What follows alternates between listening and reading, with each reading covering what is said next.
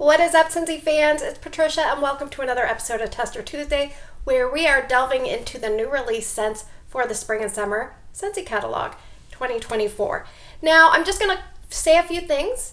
If you haven't been watching my videos lately, the background is different because I've moved. So I'm still getting used to how scents are performing here. For the most part, I'd say they're performing quite well, although I did notice Cotton Candy Cookie seemed lighter here than in my other place, which is odd. And the other thing is, because I have a smaller space, I don't have each scent warmed in 2 locations. I've only been able to warm them in 1 location. But hopefully, if you want to hear more, you can always check into my empties. So last week we had a lot of votes, almost 400, and we had a tie. And I'll get into the tie situation as we get to scent number 3. So let's get started. All right, let's talk about our first place scent for the week. It is Very Vanilla. This is in the new release section of the catalog, and it is a bakery scent. It's a beige color wax, and this one had 23% of the vote, and I'd say on cold sniff it's between light and just above light. So I would go from that, starting it in a small kind of space instead of a big space. Now, Scentsy has put this in the bakery, but I would venture to say it is not quite a true edible bakery. But let's read the scent description. Scentsy says, "This classic blend of creamy vanilla and tonka bean is smooth and sultry." So it's not a true bakery because the tonka bean adds an exotic twist. And I think besides the tonka bean, there's probably a little bit of white amber or maybe a tiniest bit of sheer musk in here. So I would say like 80% is vanilla, a nice creamy basic vanilla, similar to Simply Vanilla. But then you add in something like a white amber or a sheer musk that gives it a little bit of a beautiful perfume backdrop. So if you think of scents in a vanilla hierarchy, you might have a perfumey vanilla, which would transition into a more simple basic vanilla, which would transition more into a bakery vanilla. So I would say this is on the opposite end. Like we're into the perfumey vanilla. Simply Vanilla might be more of a fragrance mist vanilla, and Vanilla Bean Buttercream is more of a bakery vanilla, okay? So that's the way I think of it. Now, some people say this is just like Simply Vanilla.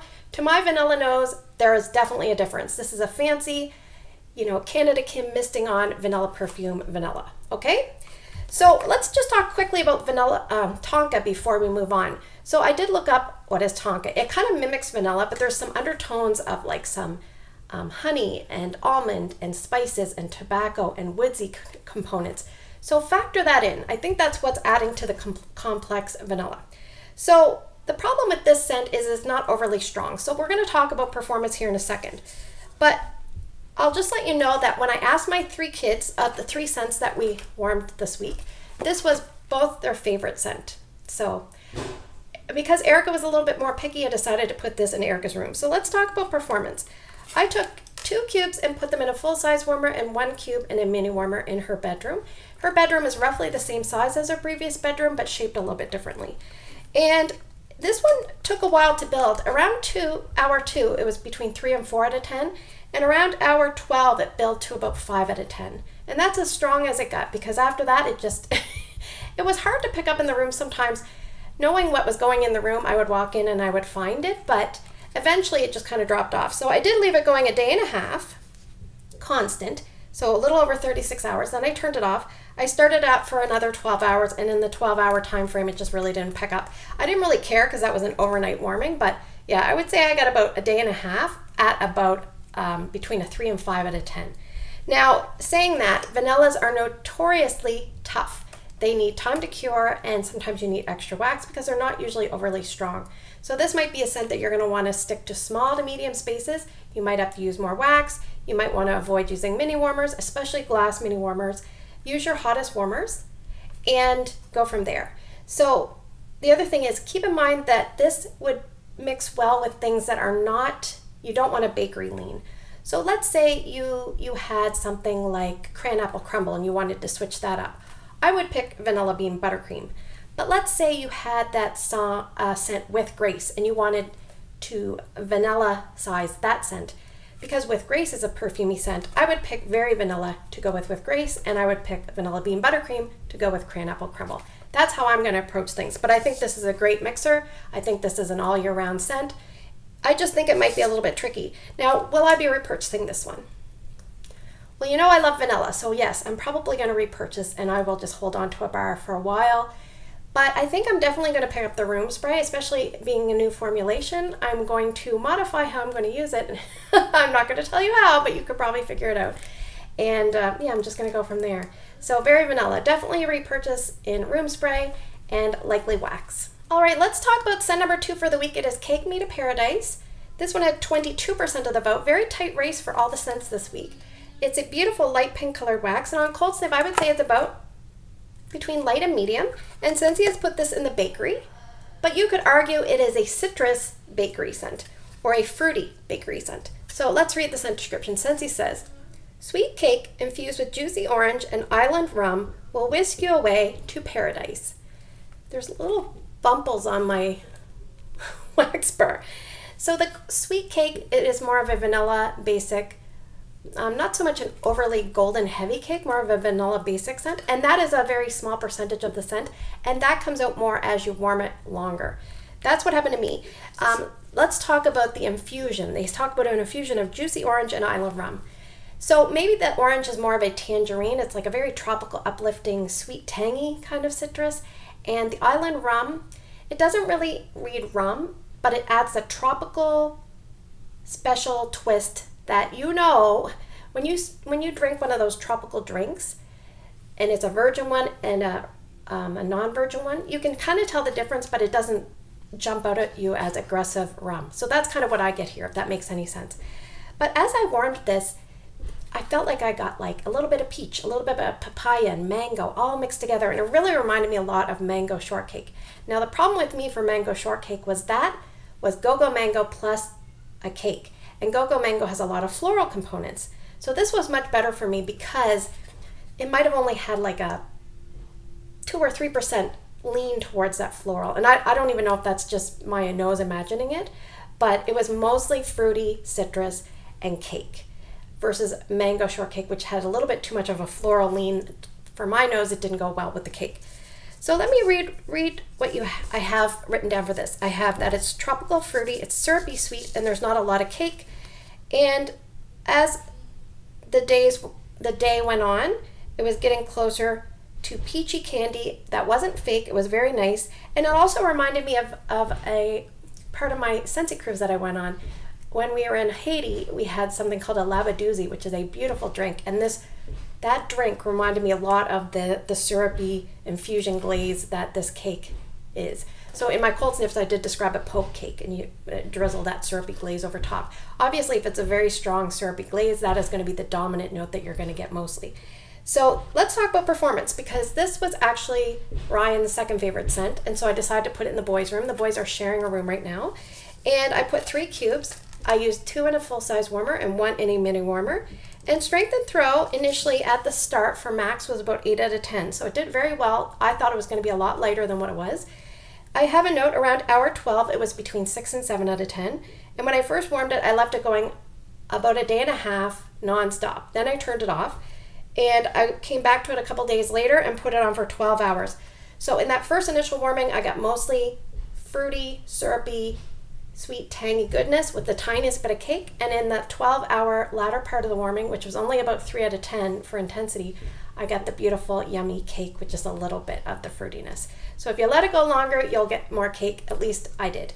So I think if you're someone that likes mango shortcake or strawberry lemon cake or those kind of lemon drizzle cake, those cake and citrus and fruity combos, then you probably want to pick this one up.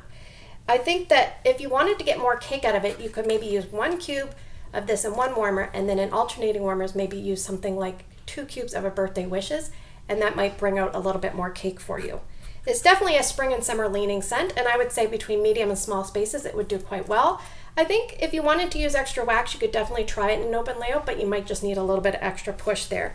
And the only thing that I find odd is the color. Nothing about this reads pink to me, so I'm not really sure why, but it's funny, my labadoozy drink was almost like a peachy pink color, so maybe that's where they went with this.